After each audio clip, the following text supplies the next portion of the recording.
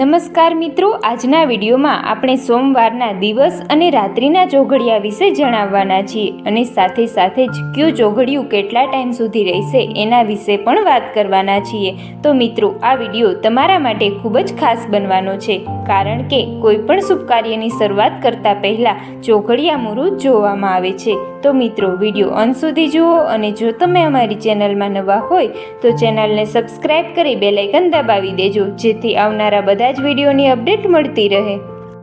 તો હવે આપણે વાત કરીએ સોમવારના દિવસના ચોઘડિયાના શુભ મુહૂર્ત વિશે। તો સવારે 6 થી લઈને 7:30 સુધી અમૃત છે, 7:30 થી 9 વાગ્યા સુધી કાલ છે, 9 થી 10:30 સુધી શુભ છે, 10:30 થી 12 વાગ્યા સુધી રોગ છે, 12 થી લઈને 1:30 સુધી ઉદ્વેગ છે, 1:30 થી 3 વાગ્યા સુધી ચલ છે, 3 થી લઈને 4:30 સુધી લાભ છે, 4:30 થી 6 વાગ્યા સુધી અમૃત છે। અને મિત્રો, હવે વાત કરીએ રાત્રિના ચોઘડિયાની।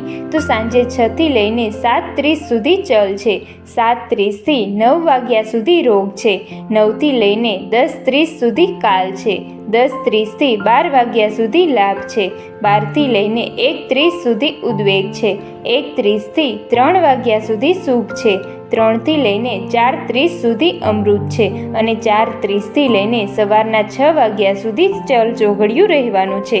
માટે મિત્રો, કોઈ પણ શુભ કાર્ય કરતા પહેલાં ચોઘડિયા મુહૂર્તનો વિડીયો અવશ્ય જોઈ લેવો।